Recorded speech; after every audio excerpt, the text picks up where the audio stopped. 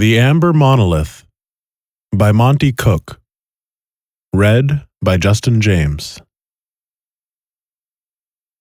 The Catechism of Lore.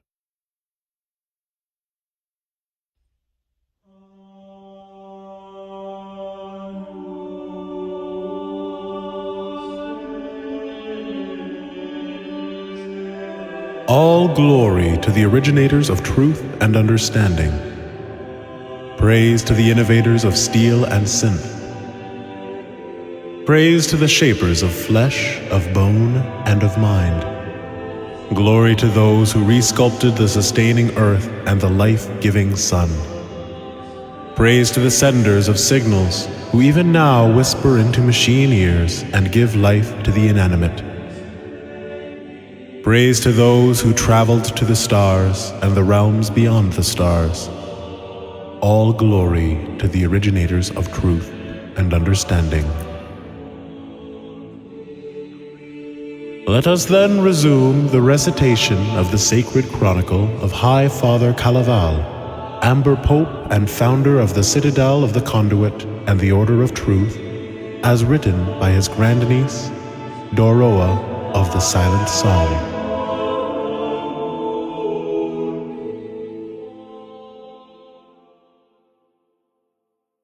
Chapter 9, Wind of Iron, in which we learn the lesson of dedication.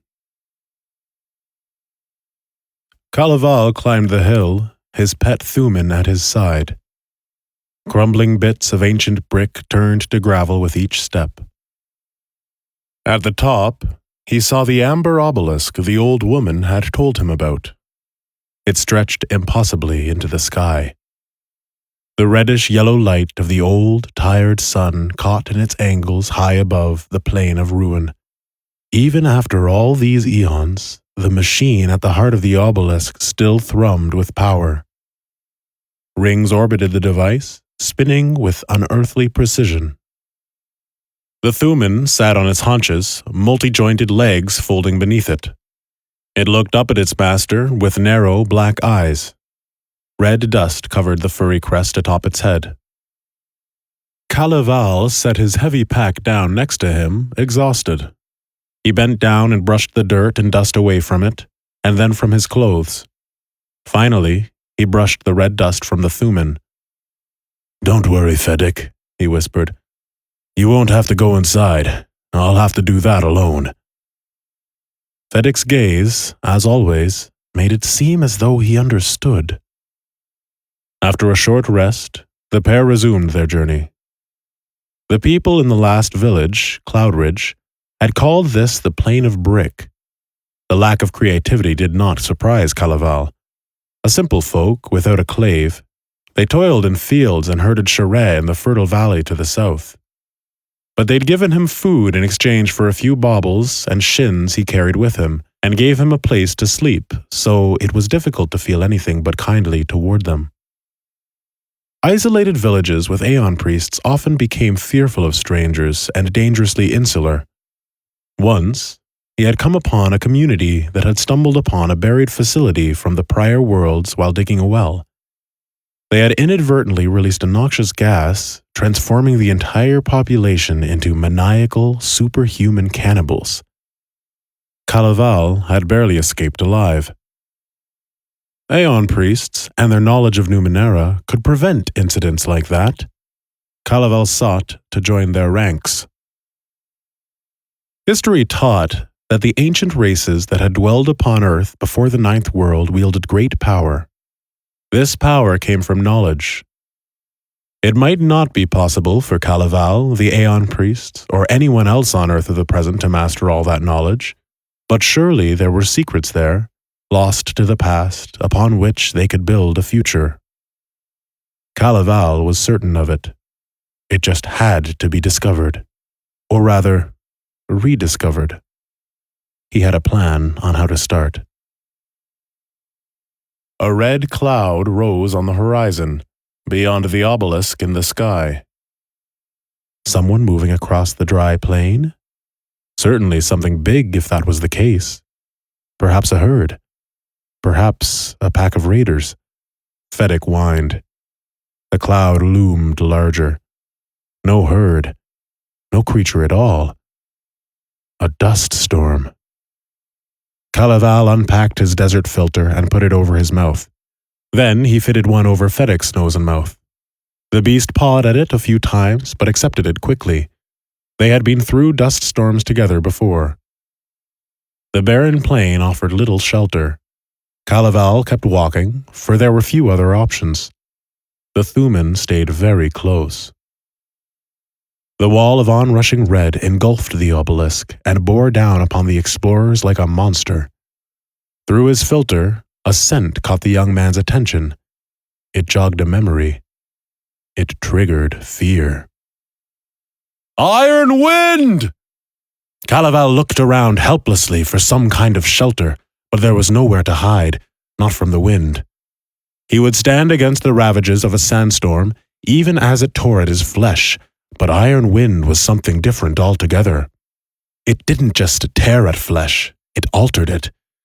Within the wind lived particles crafted by Numenera far too tiny for a man to see. Calaval wasn't actually certain that particles was the right word. Creatures? Machines? It surpassed understanding. His pack thudded on the ground. He rummaged through its contents while the Thuman whined. Finally, he produced a small iron awl and a device that looked like it was meant to fit snugly in a person's clenched fist, if a person had 6 fingers. In 2 places, across its synth surface, small wires lay exposed. Calaval crouched low.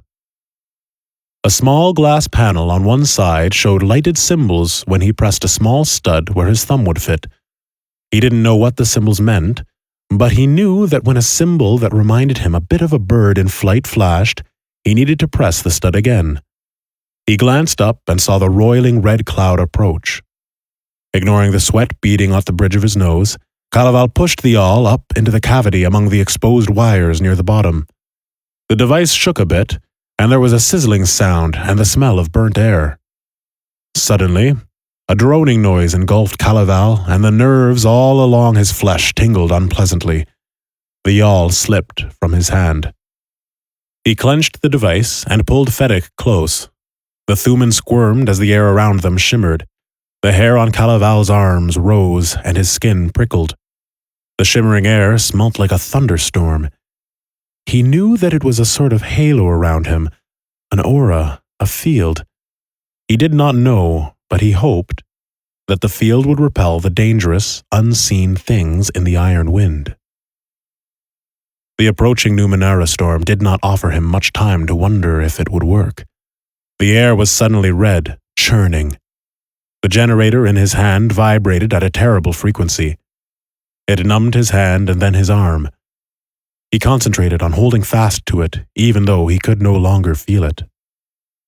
He told himself that the billions of tiny shrieks in the wind were but his imagination. The iron wind roiled around him, but it did not harm him. With a whine that quickly became a howl, Fedic twisted from his grasp, pulling away. Calaval shouted without sound. The beast's leftmost limbs and side emerged from the shimmering distortion and entered the wind. Calaval could not see what happened, nor could he still hear his companion.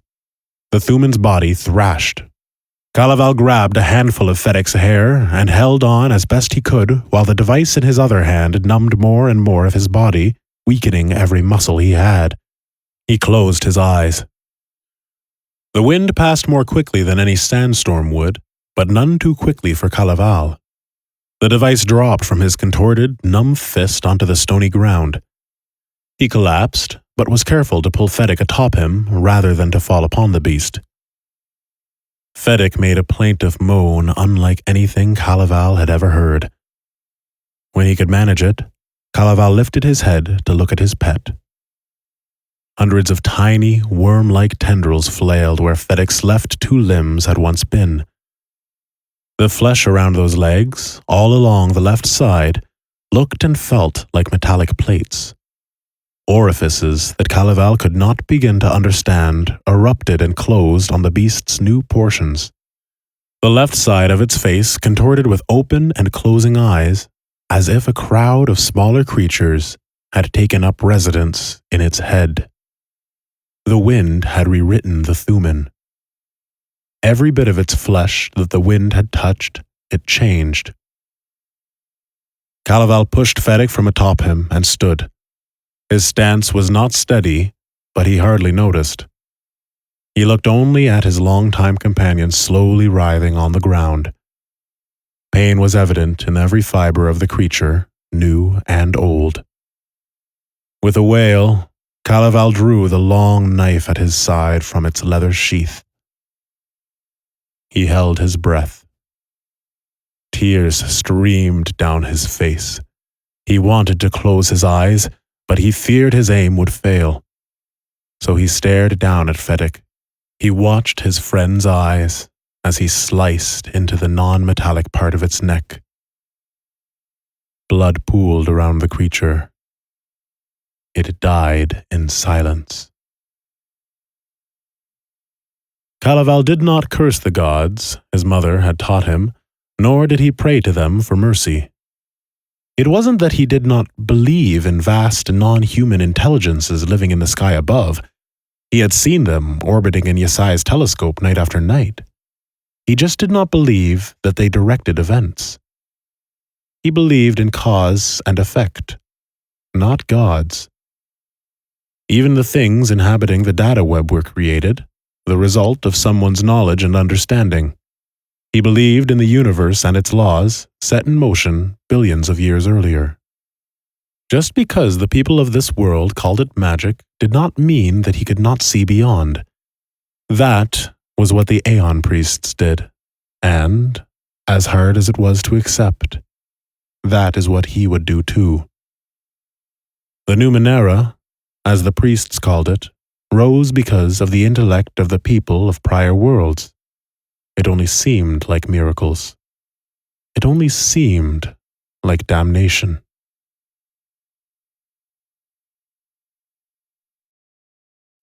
Chapter 10. Alone, in which we learn the lesson of loss.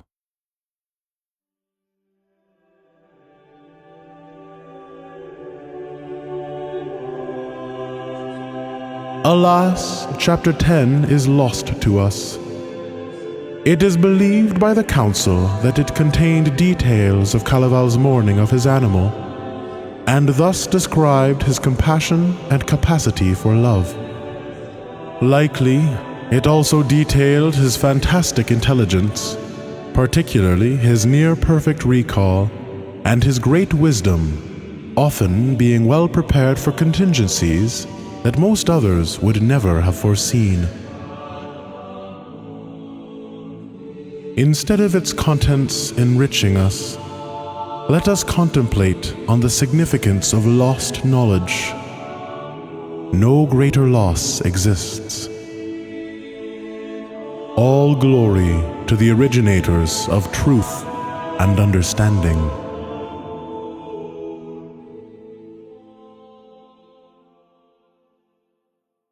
Chapter 11.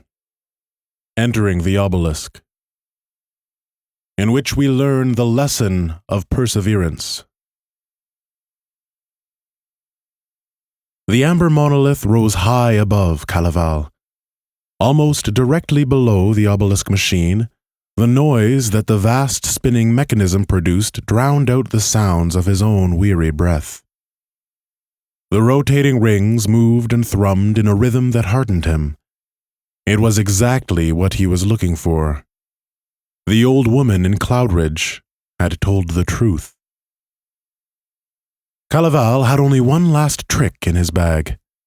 The rest of its contents were mundane supplies, tools, and equipment, but he had saved one minor bit of Numenera for just this moment. He pulled a wire mesh belt from the bag and affixed it around his waist. A metal device on the side of the belt had some simple controls. Sometimes, bits of technology like this, ciphers most people called them, seemed like they were once parts of other larger devices. Those who had come before him had just figured out a way to make use of them in a temporary, usually one shot, damn the risks sort of way. Calaval knew a lot of the tricks. He didn't fully understand how they worked, no one he knew did. But he knew enough to try that switch or cross those wires or look for a readout with this symbol on it. Enough to sometimes get an effect he wanted, something he could use, like now. Except the belt wasn't like that. The belt, Calaval felt sure, was intended for precisely the purpose for which he was about to use it. The only thing was the way it fit him. Obviously, it had been designed for a creature other than a human to wear it. Calaval manipulated the controls. Soundlessly, his feet left the ground. Buoyant, he floated upward. The belt gently removed him from the grasp of gravity. He soared ever higher. The red brick landscape stretched below him. A warm wind tugged at his tanned leather clothing, his coat, his cap. It brushed against his worn, unshaven face. Above him, the Amber Monolith drew closer, and he could see that, true to its name, the yellowish-brown structure offered a translucent surface in contrast to the silvery metallic mechanism at its heart. The obelisk offered a pointed top and bottom, but the center was a massive clockwork device with spinning rings orbiting around it at skewed but somehow extraordinarily precise angles. As he got very close, likely hundreds of feet above the ground, the very lowest point of the hovering obelisk offered a metallic hatch to Calaval. Controlling his horizontal position presented some difficulties. Once again, the position of the belt's console suggested a wearer with a very different body type than his. His arm grew sore from reaching down and around to touch on the tiny, glowing panels. The wind made things even harder. Calaval maneuvered toward the hatch, but then the breeze carried him off in the wrong direction again. The situation suggested how hard it might be to be a leaf in the breeze with an objective, or even a butterfly. Calaval fumbled across the belt controls over and over, grasping at the hatch as he got close each time, and each time failing to reach it. He began to worry about just how much power the belt had, how long a duration the gravity-nullifying effect offered. His arms sore, each from stretching in different directions, in different awkward positions. He tried one last time, and finally maneuvered close enough to loop his arm through a handle on the hatch like a hook. The incoherent sound he made was a moan of exasperation and a cry of triumph at once. Then, the power of the belt gave out. His own sudden weight jerked on his arm, wrenching it with a painful cracking noise. Agony shot down his shoulder and into his side.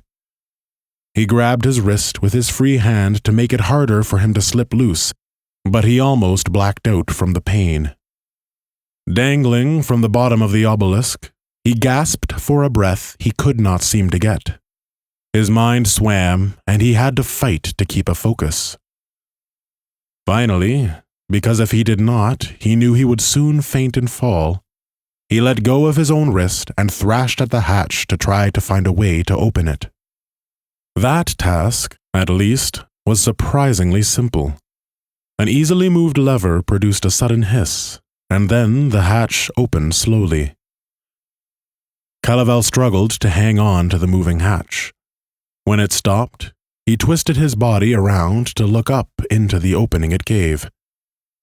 It was dark, but a metallic ladder offered up a way through the amber shaft. With his free hand, he grabbed the bottom rung, but as he did, his other arm wrenched free.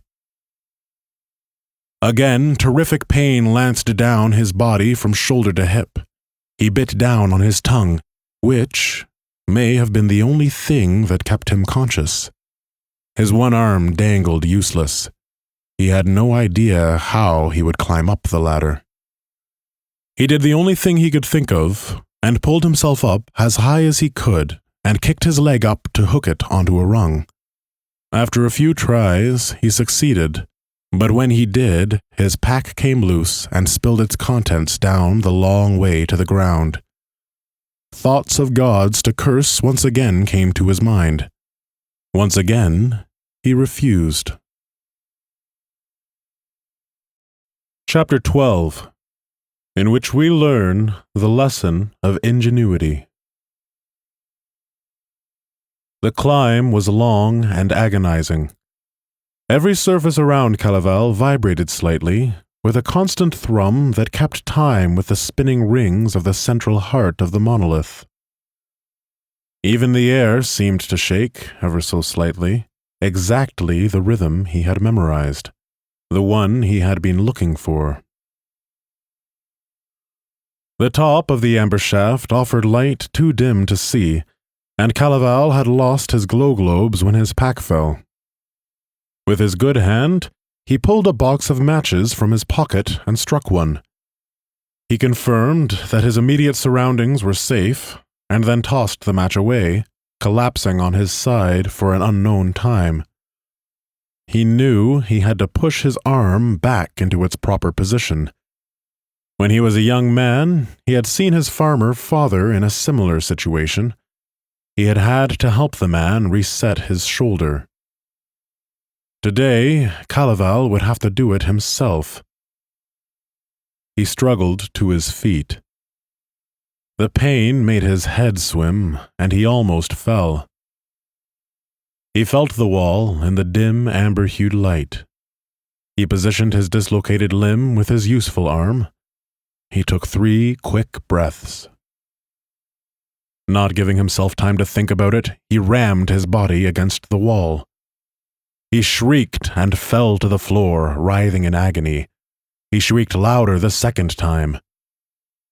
He passed out for a time, he did not know for how long, after realizing that attempt didn't succeed either. The third attempt had a similar result. Finally, the 4th try gave him success. He did not pass out, but lay, resting in his own sweat for what seemed about an hour. Once he recovered, he climbed once again to his feet. He stood steadier than before. With 3 deep breaths, he gathered himself mentally and physically. At last, he decided to explore. He had come here for a reason, after all. He found himself within a series of tunnels wending their way through vast, incomprehensible machines. Or, perhaps, he considered, parts of one large machine.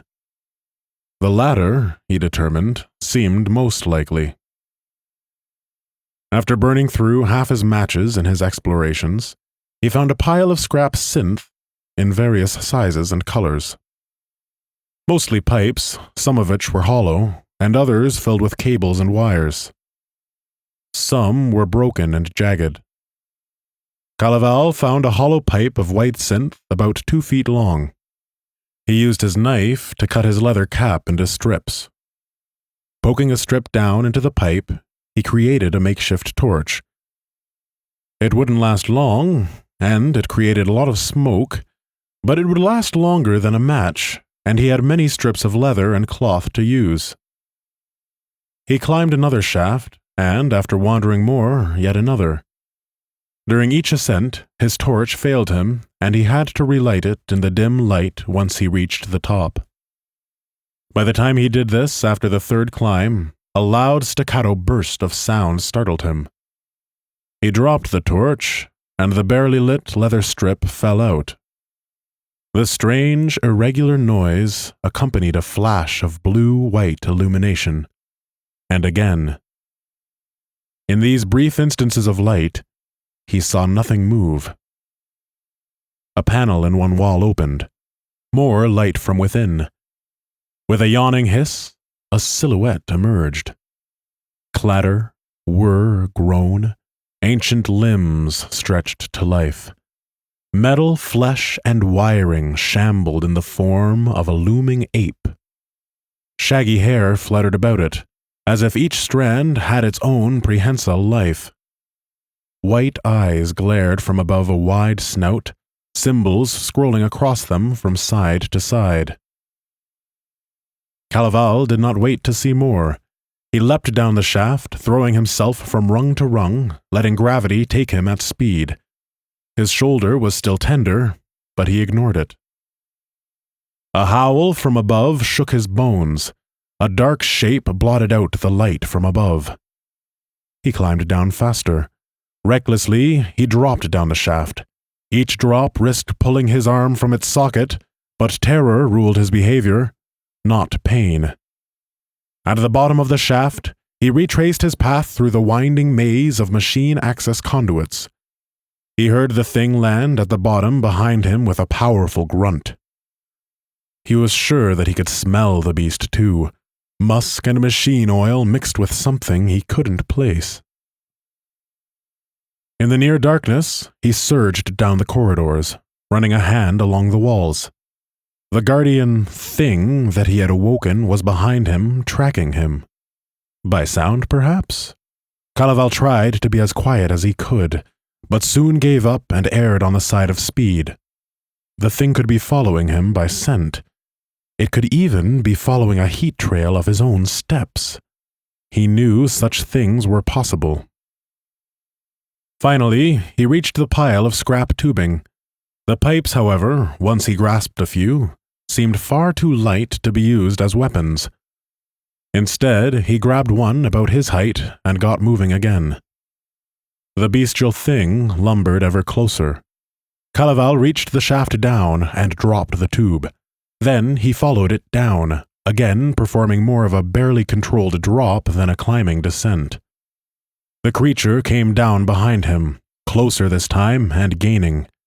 Like Calaval, it was dropping down, using the rungs only occasionally. But its drops were longer, its movements more skilled. Calaval reached the bottom of the shaft, but knew that the thing would reach him this time. In fact, he counted on it. He grasped the jagged length of synth tubing and thrust it up the shaft, one end braced against the floor. Immediately, the beast dropped down upon the tube, its weight snapping it in two and knocking Calaval to the ground. Calaval's head struck the wall. He saw white in the darkness. He found himself laying on the tremulous metal floor, unable to see. The sound of his own breaths were drowned out by another sound, rhythmic, wet, gurgling wheezes from not far away. Calaval struck a match. In the light, he saw the ape thing, with metal plates and fleshy parts integrated into a cobbled whole. There was nothing beautiful, careful, or elegant about the thing's construction.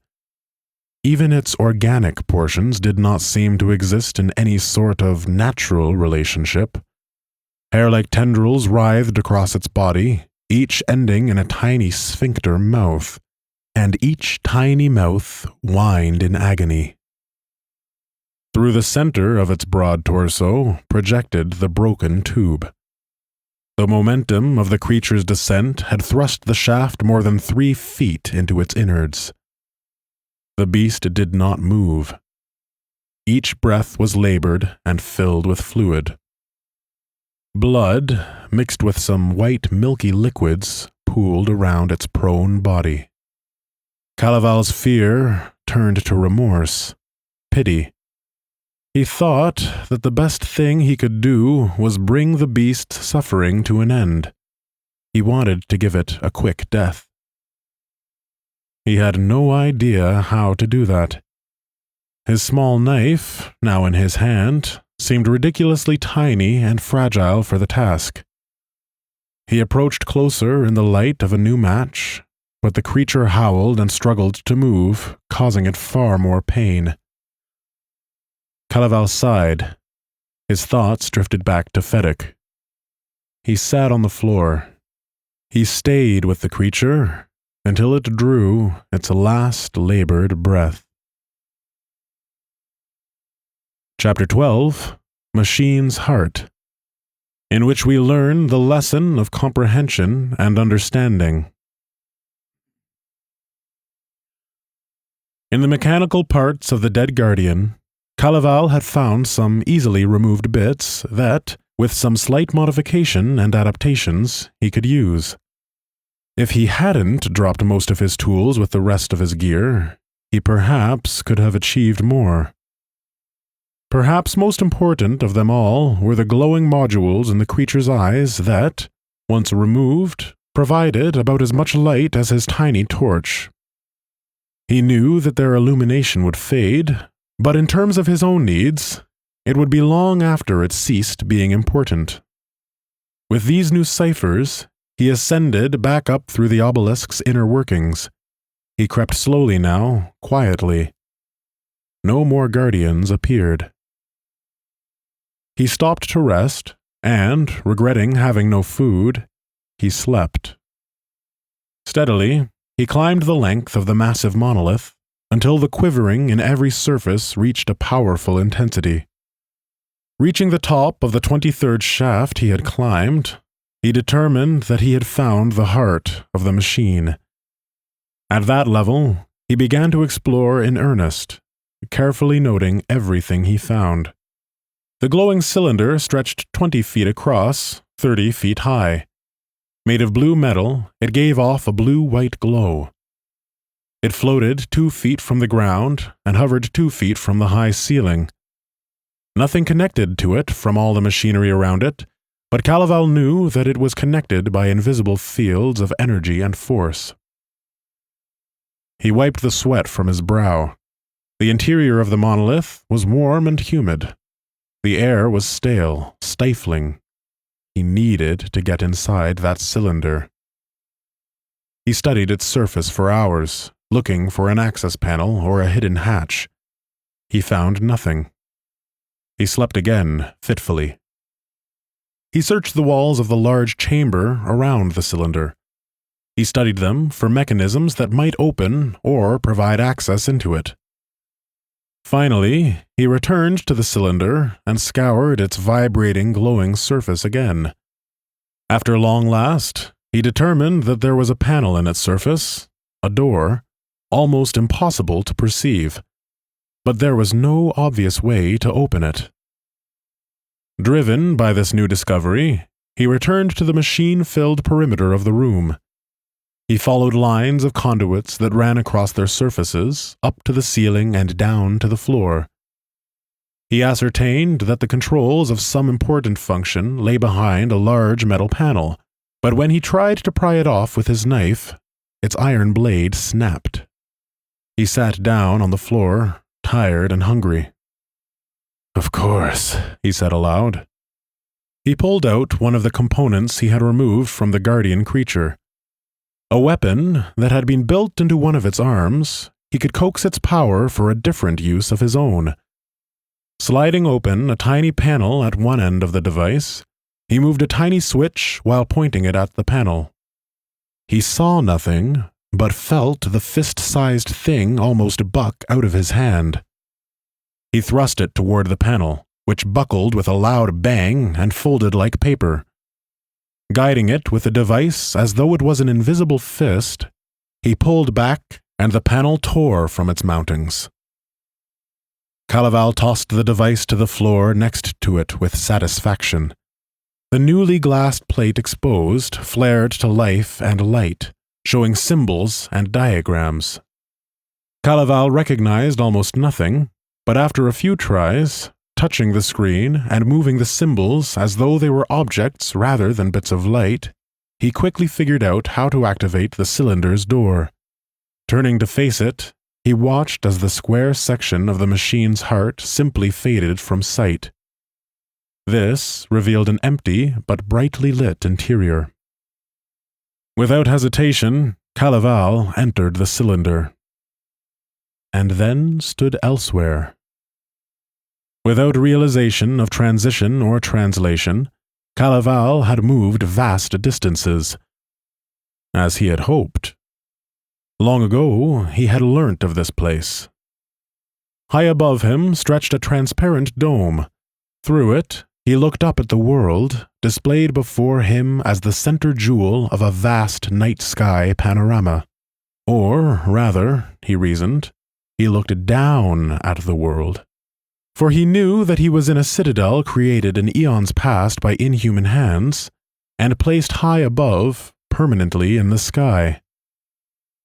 Legend spoke of a citadel in the sky so high that it was barely visible from the ground. Calaval had seen it in Yassa's telescope, and the old woman in Cloudridge had given him the secret of how to access it. Here, Calaval knew, were the true secrets of the Numenera. Here he could perhaps, just perhaps, speak with one of the vast intelligences given life in the prior worlds. If he could make his questions understood, he could find the knowledge he sought to join the Aeon priesthood, and perhaps even become a prominent member of their ranks.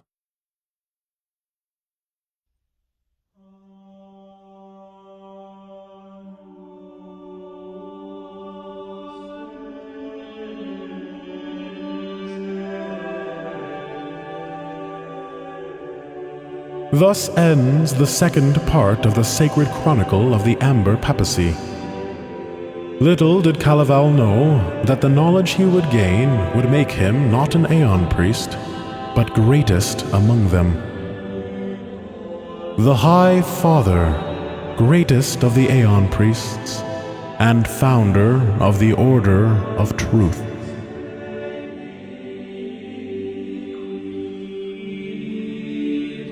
All glory to the originators of truth and understanding. Praise to the innovators of steel and synth.